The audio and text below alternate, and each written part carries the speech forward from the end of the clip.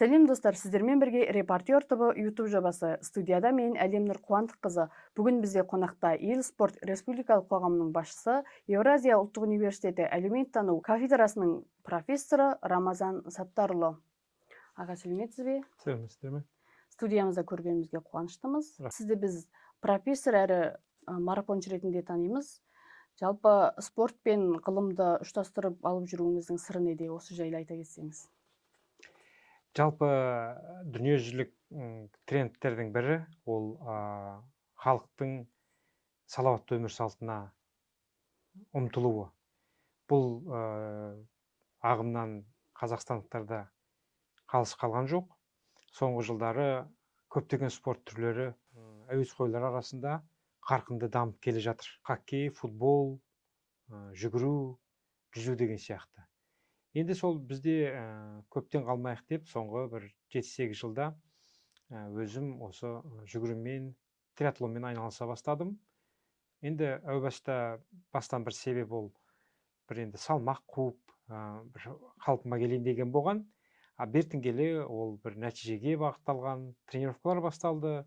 Онан кейін қоғамдық бірлестік құрып, өзім әріптестеріммен жарыс ұйымдастыра бастадым. Сөйтіп, былай қарасам, бір қарапайым бір әуестенген бір қызығушылықтан үлкен жобалар дүниеге келіп жатыр. Басында енді қызығушылықпен бастадым деп жатсыз ғой. Сол бастаған кезде қиындықтар болған жоқ па? Осы жерден қоямын деген сияқты, тастаймын деген сияқты. Жоқ, енді өзіміз енді мен өз басым ауылдың баласы болғаннан кейін бала кезден әртүрлі бір физикалық белсенділіктің аясында өстік қой жаңағы. 5 жасымыздан қозы бағып деген сияқты, үйге су тасып, қой бағып деген сияқты, кірпіш құйып. Әрине, бірақ енді бірнеше жыл өткеннен кейін артық салмақпен, тым қуатты тіршілікпен, бір әбігерге толы тіршілігіміздің арасынан спортқа уақыт табу қиын болды. Ал айналысу, бір жаттығулар жасау, шыңдалу ол аса қиын емес. Ол өзі ретпен, баппен, уақытпен келетін дүние. Басқа спорт түрлері де көп қой, жүгіруден басқа. Сізге жүгіру несімен қызық болды? Жүгіру, бала кезден енді көп спортпен әуестендік. Ауыл жерде тұрғаннан кейін ауыл мектебінің балалары көп спортпен әуестенеді. Мен өзім сол жүгіру, шаңғы, тебумен айналысқаннан кейін бертін келе сол өзіме бір үйреншіктісі, өзіме бір ұнайтыны жүгіру болды. Ал енді триатлонға келгенім, оған да бір ерекше бір қызықтым. Триатлонның бірнеше қашықтықтары бар. Супер спринт мысалы 350 метр жүзіп, 8 километр велосипед теуіп, 2 километр жүгірсе, Ironman деген дистанция сол триатлонда ол 4 километр жүзіп, 180 километр вело теуіп, соны 40 километр жүгіреді. Әу баста жаңағы қарапайым адам мынандай қашықтыққа 15-16 сағат дистанцияда болу енді шында да қиыннан қиын, шында да темір адам ғана лайықты. Мен бұған ешқандай бір жағдайым жоқ, шамам жетпейді деп ойлауым мүмкін. Бірақ жаңағы сол триатлонда кішкентай сол супер спринттен бастап, балалардың дистанциясы ғой. Сол өсе келе олимпиадалық дистанция орташа, соның кейін осы Ironman'ге де жетуге болады. Мен сол әу баста қызығып, арасында бір сәл-пәл күмәнім болса да, күмәнді жеңе біліп, Ironman'ның Half Ironman деген жартылай дистанциясы бар, соны 5 өтіп келдім. Жалпы осы күнге дейін енді соңғы бір 8-7 жылдағы айналыстым дедіңіз ғой. Сондағы сіздің жеткен рекордтарыңызды, жетістіктеріңізді туралы айтасыз. Енді біз әуесқой болғаннан кейін, біздің енді әрқайсымыздың өз жетістігіміз өзімізге аса маңызды. Дүниежүзілік рекордтар енді өзімізден, мысалы менің өзімнен шықпаса да, Қазақстан бойынша жақсы жетістіктерім бар. Мысалы 42 километр марафондық дистанция, менде 3 сағат 3 минут. Half Ironman'ның жартылай дистанциясының ең үздік нәтижем 5 сағат 52 минут. жартылай марафондағы менің жетістігім 1 сағат 27 минут. Сол кездегі менің құрдастарым арасындағы бұл нәтиже бір үздік 10-қа кіреді Қазақстан бойынша. Ал енді дүниежүзі бойынша бұндай біздің менің көрсеткіштерім енді шамалы, бірақ десек те өз құрдастарым арасында жақсы жетістік. Құрдастарым деп жатырсыз ғой. Сіздер команда болып жаттығасыздар, қанша адам? Сіздерде сосын жас ерекшеліктеріне байланысты бола ма, қалай болады? Енді клубта, мен кезінде клубта шұғылдана бастағанда школа чемпионов деп Евгений Медведниковтың қоластында бірнеше жыл жаттықтым. Соңғы жылдары Ранскул деген астаналық желаяқтар клубы бар. Жетекшісі Мейрам Асенов. Енді ол жерде бір 25-35 арасында әуесқойлар шұғылданады. Олардың жартысы 35-ке дейінгі жастар, жартысы 35-тен жоғары ветерандар қатарына кіретіндер. Ал енді нақтылы жарысқа келгенде халықаралық стандарт бойынша триатлонға қатысатындар, содан кейін жаяу жүгіретіндер, олар 5 жастан бөлінеді. 25-30, 35-40, 45-50 деп. Ал енді елдің ішінде өтетін көптеген жарыстар, енді ол қаржыландыруға байланысты, сыйлықтар, жүлде қорына байланысты, кей кезде 10 жастан болуы мүмкін, 15 жастан болуы мүмкін. Мысалы, соңғы рет 12 сағаттық Қарағандыда өткен ультрамарафон жарысына қатысып бірінші орын алғанда мен 46+ деген категорияда бірінші орын алдым. Демек, ол жерде 2-ақ категория болды. 18-45, 46+. Бұндай енді әр ұйымдастырушы енді өзінің еркінде мынандай жас ерекшеліктеріне байланысты неше категория қоятын. Ал ол жерде бірінші бір шектейтін жайт ол жүлде қоры, сыйлықтар көлемі, тағы басқа. Ал енді дұрысы әрине халықаралық жарыстарда өтетін шектеу, жаңағы 5 жастан дұрыс. Абай жолының 180 жылдығына арналған марафон туралы айтып жатырық қой. Иә. Жалпы ол идея қалай келді? Жалпы неге Абай жолымен жүгіруді таңдадыңыздар? Енді біздің ел спорт қоғамдық бірлестігінің ұйымдастырған жарыстары бірнеше жарыс ұйымдастырғанбыз. Ол жаңағы Қатам-Қарағай трейл, Абай жолы 100 миль, жоспарымыздағы бар жарыстардың бірі Толағай аңыз трейлі, содан кейін аңыз өлке, аңыз махаббат деген Қозы-Көпеш Баян Сұлу мазарының маңында жарыс дайындалып жатыр. Қарасаңыздар, біздің жарыстардың әр жағында атауынан бір идея көрінетті, бір ұлттық тарих, ұлттық рух, ұлттық мәдениеттің бір тіректері байқалады. Демек, біз өз жарыстарымызды бір коммерциялық бір жоба емес, танымдық, өлке танымдық, адам өзін танитындай бір жағдай беруге тырысамыз. Ал енді мынау Абай жолы 100 миль жарысы биыл 3-ші рет өткізілді. Алғашқысы 2023 жылы Абай жолы 100 миль деп Семей мен Жидебайдың ортасында бір дистанция болды да, содан кейін 50 миль деп біз Бөрліге шейін 80 километрлік қашықтықты қойдық. Жалпы ағылшынша атау қойып мильмен есептегеніміз біздің ойымызша болашақта бұл жарыс үлкен бір халықаралық жарыс болуы керек. Және де байқап отырсақ, кез келген үлкен шетелдік жарыстардың қатысушыларының арасында 80-90% шетелден келетін азаматтар. Жергілікті халық, жергілікті тұрғындар, сол елдің азаматтары 10-15%-дан аспайды. Соны біз мысалы қазірде осы Абай жолының жарыстарынан байқап отырмыз. Мысалы жергілікті семейліктер немесе сол Абай облысының, Шығыс өлкесінің азаматтары жартысына да жетпейді. Басым бөлігі ол шетелден келген, немесе Қазақстанның басқа тұсынан келген. Ал енді идеясы қалай пайда болды десеңіз, мен енді өзім жүгіре бастағаннан кейін күндердің бүгінде мен нәтижеге жүгіре бастадым. Түркістан марафон чемпионы болдым, Астана марафонының 2 дүркін вице-чемпионы болдым. 12 сағаттық жүгіруден 108 километр нәтижемен Қазақстан чемпионы болдым. Триатлоннан 2018 жылғы Темір адам деген 735 әуесқойдың ішінен 5-еуі марапатталған болатын, арнайы белгімен, соның біреуі мен болдым. Демек, мен бір салмағым қалпына келгеннен кейін, қан қысымы қалпына келгеннен кейін, жақсы бір нәтижелер көрсете бастағаннан кейін, мен енді өзімде осы бір жарыс ұйымдастыруға бір жағдайым жеткен сияқты болып көрінді өзіме.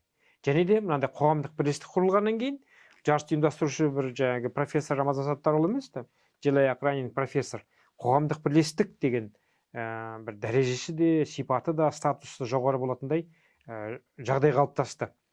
Сөйтіп мен 2022 жылы Мұхтар Әуезовтің 125 жылдығына тест режимде мен Семейден Бөрліге шейін 80 километрді өзім жаяу жүгіріп өттім.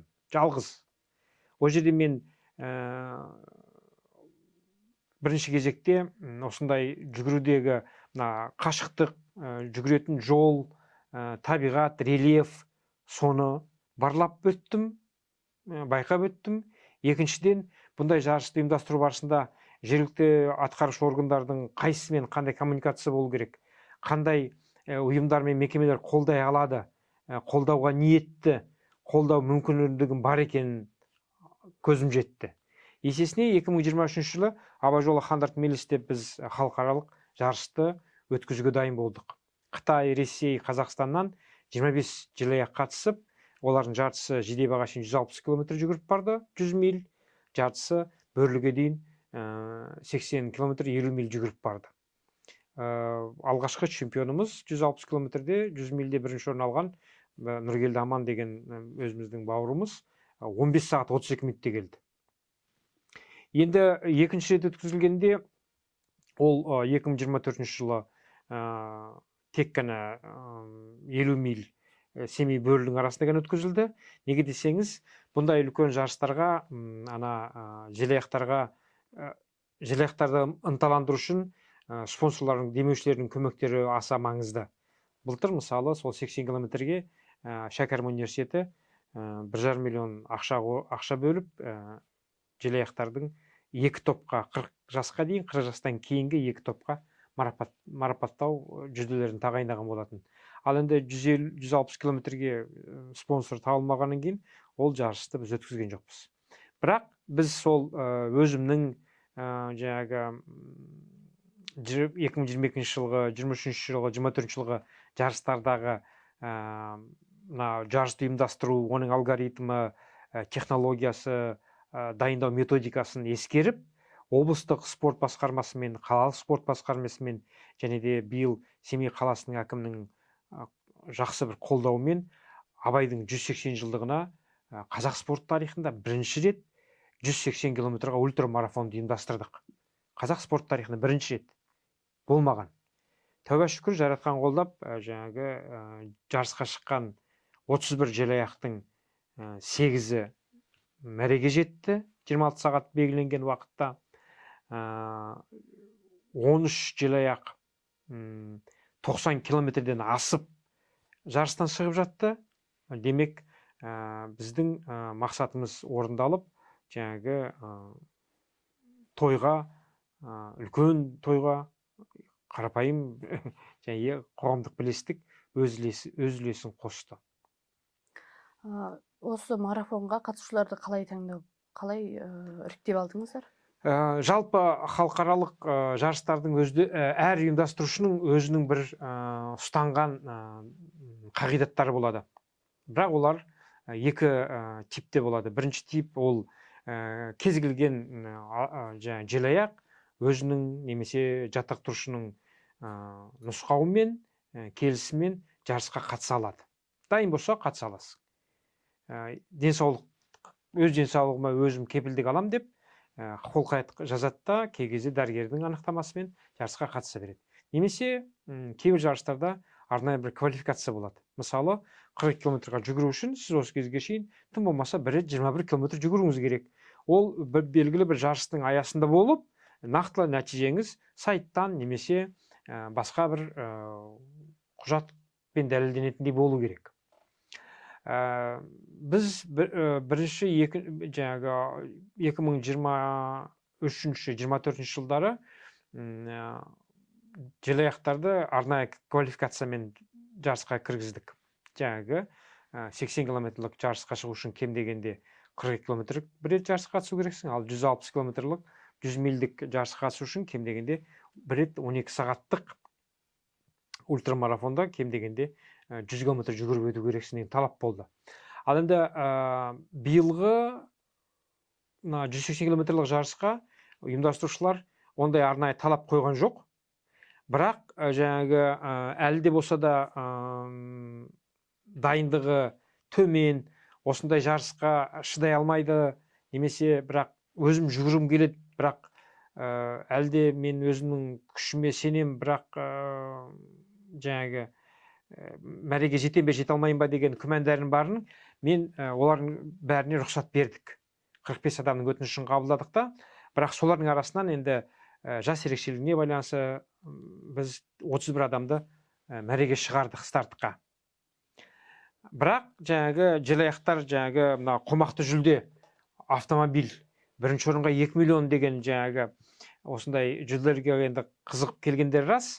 Енді солар жаңағы өздерінің денсаулықтарына зиян келтірмес үшін біз регламентке әр 6 сағат сайын желаяқтың өтіп отыратын, жүгіріп үлгеріп отыратын қашықтықты белгіледік. Мысалы, бірінші 6 сағатта желаяқ 45 километр жүгіріп өту керек. Екінші 6 сағатта 12 сағатта 90, үшінші 6 сағатта 135, қалған 8 сағат ол 180 километрға жетуге мұрша бердік. Есесіне біз дайындығы нашарлау, немесе бір белгілі бір жағдайға байланысты дайындығы бар, бірақ осы тура жарыста бір жолы болмаған желаяқтар, осы біз бір аралық мәреден оларды жарыстан шығарып отырдық. Жаңағы 31 адам стартқа шықты дедім ғой, мәреге келді, сөреден шықты ғой. Оның тек қана 8 ғана жете алды. Мына жаңағы 23 желаяқ, олар осы 45, 90, 135 километрден шығып қалғандар. О жерде арнайы төреші тұрады да, жаңағы сағатына қарап отырады. Жаңағы сағаттан кешіп келсең, тоқтатып, жаңағы сізге дисквалификация жазады. Дисквалификация дегеніміз ол сенің жарыстан шығарылуың, шеттетілуің. Марафоншыларды қалай бақылап отырасыздар, олар жүгірген кезде? 180 километрлік мысалы жүгіріс қалай бақылауда ұстайсыздар? Біріншіден олар жүгірудің маршрутын біледі, трассаны біледі. Әр 10 километр сайын ұйымдастырушылар тамақтану пунктін ұйымдастырады. 50-100, 150 километр ыстық тамақтың пункті бар. Бұл жерде қомақты жүлде болғаннан кейін желаяқтарға осы соңғы бір 25 жылда бірінші рет жеңіл көлік, автомобиль тағайындалғаннан кейін біз жаңағы лидерларды, 7 адамды, 7 төреші көлікпен еріп отырып бақылады. Негізгі трассаның бойымен көлік жүріп отырады, ал желаяқтар 15-20 метр жаңағы жолдан даламен жүгіріп отырды ғой. Демек, күндіз түні жаңағы 7 лидер, абсолюттегі лидер, соң 40-қа дейін, 40-тан кейінгі 2 топтағы бірінші, екінші жормен кеткен тағы 6 кісіні 7 төреші көзбе-көз бақылап отырды. Жаңа қанша қатысушы қатысты дедіңіз? 40? Биылғы жылы 180 километрге 31 желаяқ жүгіріп шықты. Соның қаншасы өзіміздің елден, қаншасы шетелден келген? Шетелден келген бір өзбек азаматы, Қытайдан келген 2 азамат, Ресейден келген 1 азамат. Қалғандары өзіміздің қазақстандықтар. Қанша желаяқтарға жүлде қорын тағайындадыңыздар? Нешінші орынға дейін? Енді осы жолы Абай жолы 180 километрдің бас жүлдесі ол автомобиль болды. X50 G-Tour деген GM компани семейлік бизнесмендер тағайындаған. Геннадий Александрович Пенов деген азамат, оған әрине зор ризашылығымызды білдіреміз. Ол енді абсолюттегі бір жүлде. Демек, қанша адам жүгіріп шығып, соның кімі қайсы бірінші келеді, соған сол жүлде тапсырды. Ол жүлдені оралдық Ильяс Баубек деген бауырымыз жеңіп алды. 19 сағат 9 минутте мәреге келді. Бірінші болып келді, жүлде сонымен Оралға кетті. Ал енді қалған қатысушылар 40-қа дейін бір топ, 40-тан кейінгі 2 топ протоколмен түскен болатын. Жаңағы қалған 30 бала, жартысы 40-қа дейінгі жастағылар, жасы 41-ден кейін. Олардың арасында, 40-қа дейінгілердің арасында бірінші орынды Кутуев Мейер деген семейлік әскердегі қызметкер жеңіп алды. Оның уақыты 20 сағат 34 минут. Сонымен енді екінші орын соның жас категориясында ол алматылық Келманов Рахымжан 24 сағат 7 минутте келді. Және де үшінші орынды ол да алматылық Оразов Руслан деген әскери майор шеніндегі бауырымыз ол 25 сағат 48 минутта келді. Ал 40-тан жоғары бірінші орынға екі желе қатар келді. Ол біреуі астаналық Төлтебаев Әсет, екіншісі атыраулық Сәтеков Саламат. Олардың уақыттары 22 сағат 32 минут. Үшінші орынды, енді екеуі бірінші болғаннан кейін, олар енді бірінші екінші орынды бөліп алды, бірақ екеуі бірге кірді. Енді үшінші орында солтүстік қазақстандық Қожанов әскер деген бауырымыз бар. Ол 24 сағат 55 минутта келді. Қожанов әскер 24 сағат 55 минутта келді. Ал енді 31-дің 8-і ғана мәреге жетті ғой. 8-ші ол осы 40 жастан жоғарғы категорияда 4-ші орын алған Абылханов Рауан деген бауырымыз бар. Оның уақыты 25 сағат 19 минут. Демек, 31 жылаяқ сөреден шығып, оның 8-і мәреге жетті. Алып енді мынандай ультрамарафондар, мысалы 330 километрлік жарыс болса да, 400 километрлік жарыс болса да, өзінің бір шектеу уақыттары болады. Біздің шектеу уақытымыз 26 сағат болды. Осындай үлкен марафонды ұйымдастырғанда қандай да бір қиындықтар болған шығар? Қиындықтар бар. Ол бірінші кезекте біз қоғамдық бірлестік болғаннан кейін біздің өзіміздің қаржылай ешқандай қорымыз жоқ. Біз спонсорларға тәуелдіміз. Екінші, ұзақ қашықтыққа жүгіру Қазақстанда әлі қалыптаса қойған жоқ. Абай жолы 100 миль жарысымыз қазақ спорт тарихында алғаш рет 160 км ұйымдастырған жарыс болған. 180 км ол да алғашқы рет ұйымдастырылған.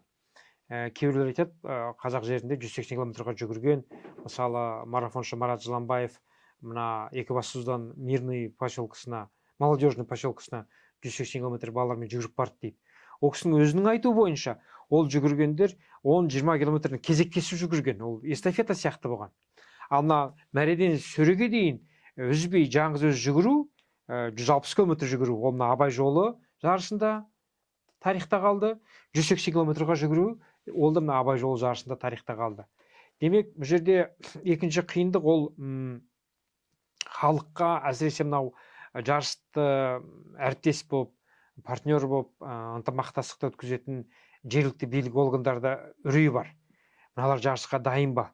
Бұл қалай жаңағы ат шаппайтын 180 км-ге сенің адамдарың қалай шабады дейді, қалай жүгіреді дейді. Сондықтан екінші қиындық ол бұндай ұзақ қашықтыққа жүгіру дәстүрі бар екен. Шетелде ол жақсы дамыған. Бізде де осылай мен және басқалары осындай жарыстарды ұйымдастырып, өткізіп жүріп, біраз үйреніп жатқанымыз аз уақыт болса да бар екенін көпшілік білмейді. Әсіресе мынау жаңағы біздің партнерларымыз білмейді, бір күдікпен қарайды, бір сенімсіздік танытады. Бұндай жарысты ұйымдастырмасақ қайтеді деп айтады. Екінші қиындық, демек, осындай жаңағы жергілікті басқару органдарын, басқа да бір біздің жарыстың әріптестерін көндіру, иландыру, сендіру мәселесі бар. Осы үлкен марафоннан кейін осы спорт түрін қолға алайық деп келген адамдар бар ма?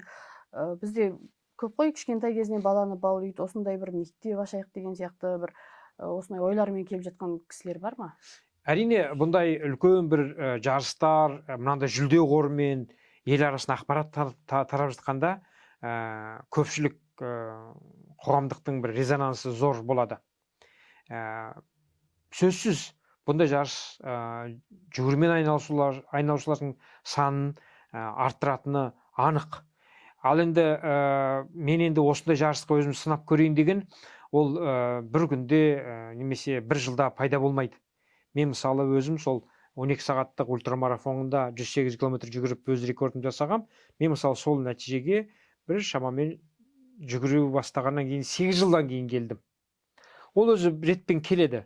Сіз мысалы бүгін ертең менімен жүгіре бастасаңыз, бір жылдан кейін мен сізді 21 км жартылай марафонға дайындаймын. Тренермен жұмыс жалғастыра беріп, немесе өзіңіз дайындала берсеңіз, тағы бір жылда 42 км қашықтыққа шығуыңызға болады. Ал енді адам баласы өзінің бір жетістікке жеткеннен кейін тағы да бір өзіне мақсат қойып бір талпынатыны сөзсіз. Шын мәнінде де адам баласы өзінің қасиет қабілетінің шегін білмейді. Ал енді сол шегім қай жерде деген қызығушылық сізді жарыстың басқа бір түріне, жарыстың басқа бір қашықтығына алып келетін сөзсіз. Ал егер де дұрыс дайындығыңыз болса, менің ойымша міндетті түрде жаттықтырушыңыз болса, және де сіз жалғыз емес бір топ, клубпен, секциямен бірге шұғылдансаңыз, жақсы жетістіктерге жететініңіз сөзсіз. Ал мысалы, бүгінгі күнде мысалы биыл 180 километрге мына жарыс қатысқандар ішінде қыз-келіншектер жоқ. Биыл олар біз неге шықпаймыз деп, теңдік қайда деген сияқты біраз пікірталас болған. Енді бұл жерде нюанстар көп қой. Әйел спортшысының айдалада жалғыз қалып қалуы мүмкін. Семей жақтың Абай ауданының Абай даласы Сарыарқа тегіс дала болғанмен, оның арасында тау-тасы да бар, ойқы-шойқы жері бар, ит құсы бар демекші.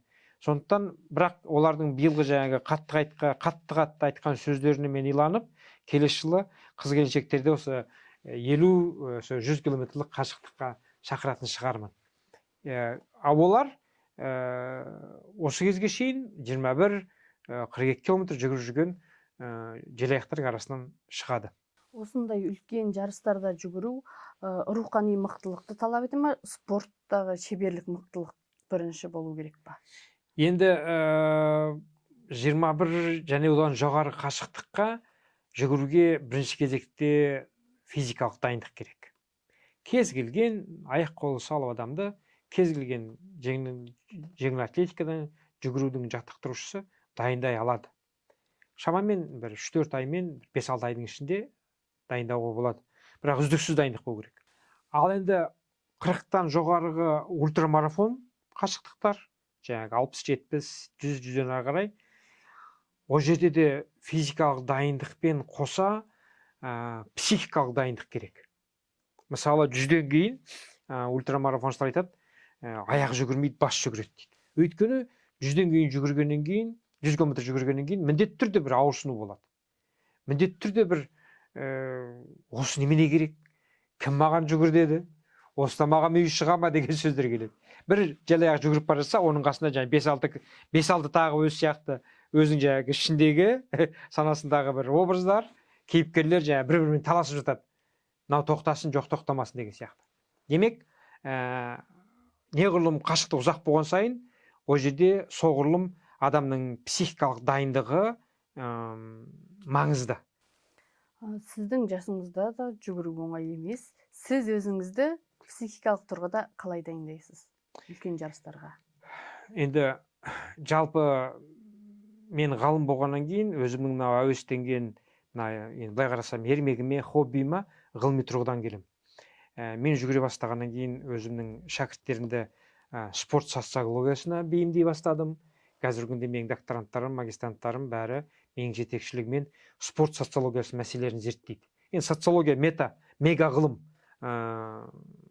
Журналистикамен біз өте ұқсаспыз. Сіздердің бір көңіл аудармайтын, көтермейтін мәселелер жоқ қой. Сол сияқты социологияның қоғамда оның назардан тыс қалатын ешқандай дүние жоқ. Адамның туғаннан өлгенше бүкіл оның өмір жолы, қоғамның бүкіл кез келген саласы социология назарында. Бірақ ол социология, ол қоғамның әр саласын өзінің бір орта деңгей теориялар арқылы зерттейді. Спорт социологиясы, білім социологиясы, дін социологиясы, жастар социологиясы, жарнама социологиясы, тағы басқа. Сол сияқты менің соңғы кездегі шәкірттерім студенттік спорттың даму мәселелері, бұқаралық спорттың дамуындағы мәселелер, ұлттық спорттардың жасөспірімдерге әлеуметтендіру факторлары ретінде қарастыру, осы былтыр бітіріп кеткен докторанттың тақырыбы спорттық мега оқиғалардың бұқаралық спортқа әсері, дамуын әсері, мысалына универсиада, олимпиада, азиада сияқты мега жағдайлар, мега событиялардың әсері. Ал енді маған аса қиын емес, неге десеңіз, тағы да сол ғалымдар айтады, мынау ультрамарафонға жүгірушілер, олар жастайынан бір монотонны, бір цикличный бір жұмысқа, кәсіпке үйренгендер жақсы игереді дейді. Мысалы, қой бағу. Қой бағу қиынның қиыны. Айдалада жападан жалғыз пәленбай жаңағы маңыраған қой ешкінің арасында жүру, оларды еще жаңағы аман есен үйге алып келу, жаяу өту, енді қиынның қиыны. Бірақ сол мінезі шынықтырады. Физиканы да, психиканы да шынықтырады. И сондай балалар жаңағы осындай жарысқа шыққанда, жаңағы жалғыз қалып жүгіріп бара жатқан кезде, түнде мысалы 26 сағат жүгіргенде, олар 8 сағат тастай қараңғы түнде жүгірді мысалы желаяқтар. Сол қара түнде қараңғылықты жеңіп, өздерінің шаршағанын жеңіп, жеңіске жету қиынның қиыны. Демек, бұл жерде менің жаңағы өзімнің ауылда өскенімнің бір септігі бар деп ойлаймын. Қиын ештемесі жоқ. Аяқ қолың сау болса, бұны егерде сіз мен өзімнің бұл рухани дамуыма қажет, физикалық дамуымның ар жағында елге, жұртқа қызмет етуге, менің бір жан тән саулығымның бір реті бар десеңіз, үлкен бір мотив тұрса, елге қызмет етем деген, жұртқа қызмет етем деген бір мақсат тұрса, ешқандай қиындығы жоқ. Сіздің ғылымда шәкірттеріңіз бар екенін білдік, тілге тиек еттіңіз. Енді спортта шәкірттеріңіз бар ма? Сіздің ізіңізден, сізбен бірге жаттығу жасап? Мен өзім жүгіре бастаған нәтижеге жеткеннен кейін екі бағытта жұмысты қолға алдым. Ол бір шәкірттер дайындау, сосын екіншісі қоғамдық бірлестіктің жұмысын дамыту. Қоғамдық бірлестікте бізде жарғы бойынша екі бағытымыз бар. Ол бірінші спортты зерттеу. Әлеуметтік институт ретінде спортты социологияның, политологияның, журналистиканың, физиологияның, медицинаның құралдарымен зерттеу. Екінші бағыты кез келген спорт түрінен жарыс ұйымдастыру. Осы күнге шейін ел спорт қоғамдық бірлестігі тоғызқұмалақтан, садақ атудан, жүгіруден жарыстар ұйымдастырып келе жатыр. Егерде бір жоба болса, біреудің қызығушылығы болса, біз бұндай жарыстарды ұйымдастыра береміз. Менің ойымша, мысалы, бұл ел спорт сияқты қоғамдық бірлестіктер бұқаралық спортты дамытуда жаңа бір форматқа көшу керек. Мысалы, осы күнге шейін біз пәленбай атамызды, пәленбай батырды еске алу үшін ас береміз. Жер көктен халықты жинап, екі күнде екі дастархан жайып, екі рет беттерін сипатып, үш рет қарындарын сипатып шығарып саламыз. Миссиямыз орындалды деп. Келді, құран бағышталды, бірақ негізгі ана жерде шара бір тамақ ішу келеді. Менің ойымша, бұндай ас берудің алдында бір күн бұрын бір үлкен бір спорттық шара, тоғызқұмалақ болсын, садақ ату жарыс өткізілсе, келесі күні таңертең түске дейін сол жаяу жүгіріс, сол жергілікті халықпен, сырттан келгендердің амалымен қатысумен өткізсе, түсте жаңағы сол асыңызды беріп, кешке тағы да бір спорттық шара өткізілсе, нұр үстіне нұр болар деп ойлаймын. Ал енді шәкірттер мәселесіне келетін болсақ, мен жаңағы өзім біраз нәтижеге жеткеннен кейін желаяқ раннинг профессор деген клуб аштым. Желаяқ профессор, бегущий профессор орысшаға аударсақ. Оған келген себебім, украиндарда Андрей Анистрат бегущий профессор деген бір триатлонист бар. Керемет бір дарынды жігіт, 24 жасында Украинада долларовый миллионер болған. Триатлонға келіп, триатлонда өзіне бегущий банкир деген лақап атын алыпты. Соған қарап ойландым, егерде бегущий банкир болса, неге бегущий профессор болмайды деп, клубтың атын желаяқ раннинг профессор деп қойып, қазір бір 5-6 шәкіртім бар. Олар енді дағдыланып келе жатыр. Олар енді менің деңгейіме жетсе, мен оларға айтқам, егер менің деңгейіме жетсең, менен осысаңдар, мен сендерді өз тренерім алып барам деп. Өйткені мен енді өзінен артық кісіні шәкіртті дайындау енді әлі де болса тәжірибе керек. Мен спорт магистрымын. Қазақ спорт және туризм академиясы магистратурасын бітіргенмін. Қаншалықты бір білім бар болса да, әлі де бұндай бір детализация бойынша, масштабирование бойынша әлі машықтану қажет. Сіздің өміріңізге ғылыми жағынан көп сабақ алдыңыз ба, спорттан көп сабақ алдыңыз ба өміріңізде?